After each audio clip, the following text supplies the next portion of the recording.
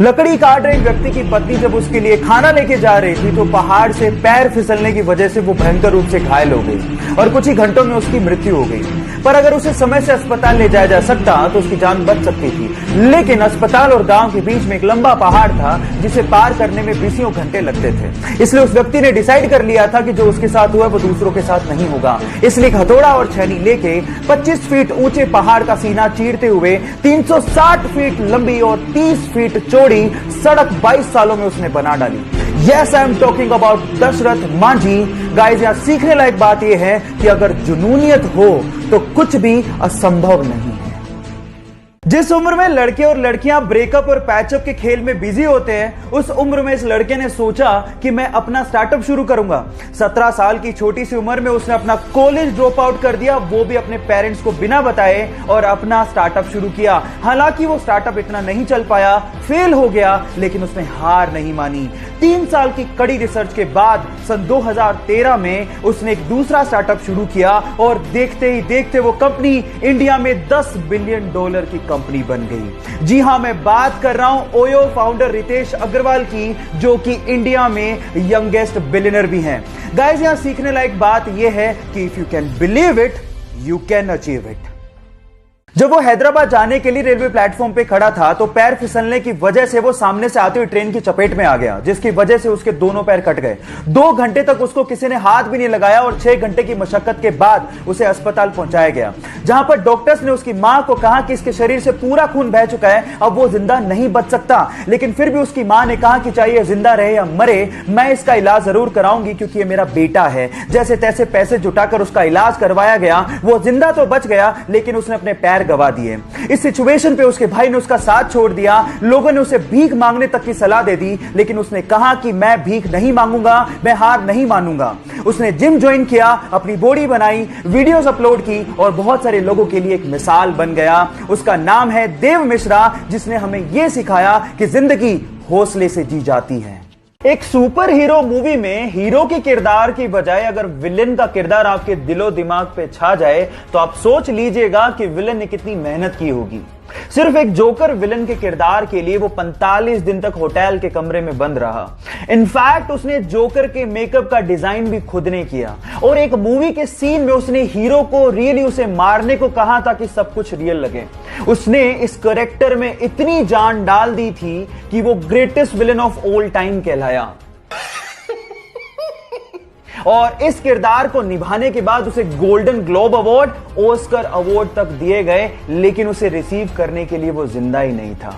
कहा ऐसा जाता है कि ड्रग की ओवरडोज की वजह से फिल्म रिलीज से 2 महीने पहले ही उसका देहांत हो गया।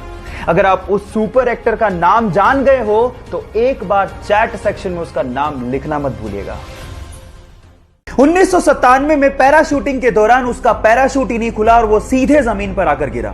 बुरी तरह से जख्मी होने के बाद वो कई महीने तक हॉस्पिटलाइज रहा, लेकिन उसके बावजूद भी उसके अंदर का एडवेंचर का जुनून खत्म ही नहीं हुआ। जैसे तैसे रिकवर करने के बाद माउंट एवरेस्ट को फतेह करने के अपने बचपन के सपने को पूरा करने के लिए निकल पड़ा और 23 साल की छोटी सी उम्र में उसने माउंट एवरेस्ट को फतेह कर डाला और यह कारनामा करने वाला यंगेस्ट ब्रिटिशर बना।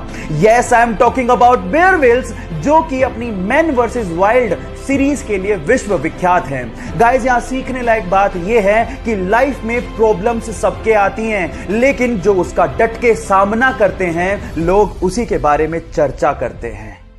यह बात उस वक्त की है जब पाकिस्तान के अब्दुल खालिद को एशिया का सबसे तेज धावक माना जाता था, लेकिन भारत के मिल्खा सिंह ने उन्हें टोक्यो में हरा दिया। तब पाकिस्तानियों ने कहना शुरू कर दिया ये तो तुक्का है, मिल्खा सिंह तुक्के से जीता है।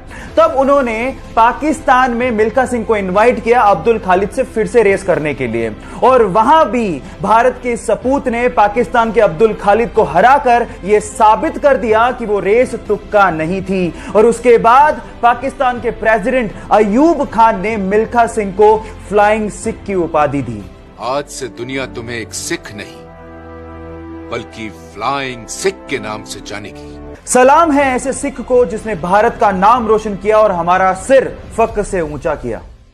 अपनी बेहद खराब फॉर्म के चलते 2011 के वर्ल्ड कप टीम में उसका सिलेक्शन तक नहीं हुआ। लोगों ने कहा कि ये सब तो उसके साथ होना ही था, वो बहुत ज्यादा लेजी है, उसमें कोई कंसिस्टेंसी ही नहीं है और शायद अब कभी वो वापसी नहीं कर सकता।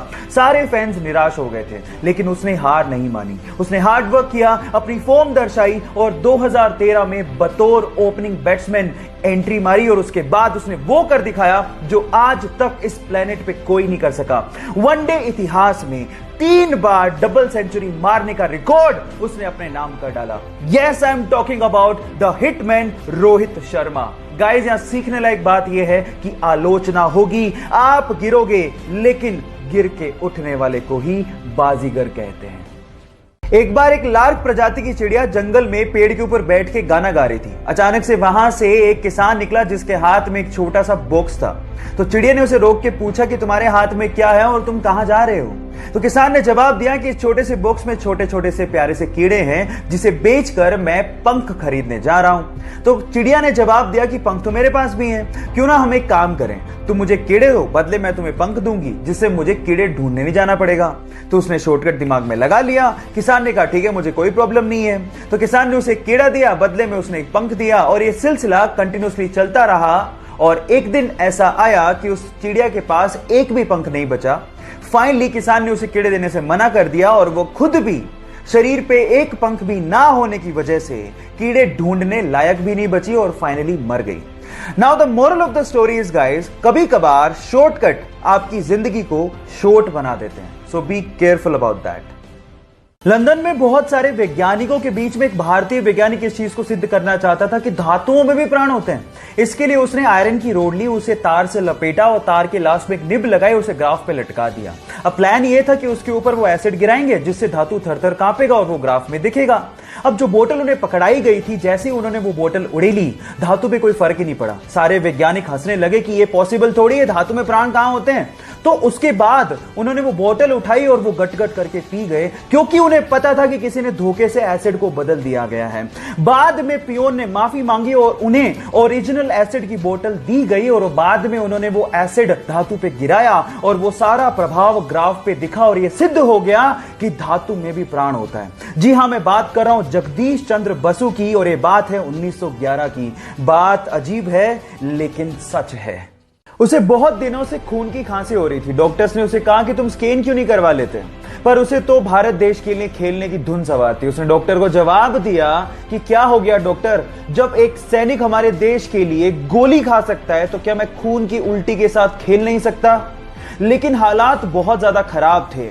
जब रिपोर्ट्स आई तो पता लगा कि उसे कैंसर है और इसके क्योर के लिए उसे बाहर जाना पड़ा। वो कम से कम 1 साल तक अपने खेल से दूर रहा। लोगों ने यह तक कहना शुरू कर दिया था कि अब कभी वो वापसी नहीं कर पाएगा, लेकिन उसने मेहनत की और वापसी करने के बाद उसने अपने वनडे करियर का सबसे बड़ा स्कोर बना डाला। Yes, I am talking about Yuvraj Singh, जिनका कहना है कि अपनी तकदीर को तुम खुद लिखो और कभी जिंदगी में हार मत मानो। एक बार एक बंदा सुबह अखबार पढ़ रहा था। अचानक से उसकी नजर डेथ कॉलम पे पड़ी जिसमें उसका नाम लिखा हुआ था। यह देख के वो हक्का बक्का रह गया। एक्चुअली गलती से अखबार वालों ने उसका नाम छाप दिया था। वो सोचने लगा कि मैं जिंदा भी हूं कि नहीं। थोड़ी देर में होश में आने के बाद उसने सोचा कि मैं देख तो लूं कि लोग मेरे बारे में लिख क्या रहे हैं। तो जब उसने देखा तो वो हैरान रह गया। एक्चुअली उसमें लिखा हुआ था कि डायनामाइट का बादशाह मर गया, वो मौत का सौदागर था। ये शब्द देख के वो सेल्फ रियलाइजेशन में चला गया और सोचने लगा कि मरने के बाद क्या इस तरह से लोग मुझे याद रखेंगे। उसके बाद उसका हृदय परिवर्तन हो गया और उसके बाद उसने शांति के लिए काम करना शुरू कर दिया। Yes, I am talking about Alfred Nobel, जिसे हम नोबेल प्राइजेस के लिए याद रखते हैं। अब मेरा सवाल आपसे यह है कि मरने के बाद आप क्या चाहते हैं कि लोग आपको कैसे याद रखें? चैट सेक्शन में लिखना मत भूलिएगा। एक किसान एक व्यापारी को डेली 1 किलो मक्खन बेचता था। अब एक दिन परखने के लिए उस व्यापारी ने मक्खन को तोल के देख लिया कि वो मक्खन 1 किलो है कि नहीं है, और वो मक्खन 1 किलो नहीं निकला। इस बात पे व्यापारी किसान को अदालत ले गया। अदालत में जज ने किसान से पूछा कि तुम किस बाट का इस्तेमाल करते हो।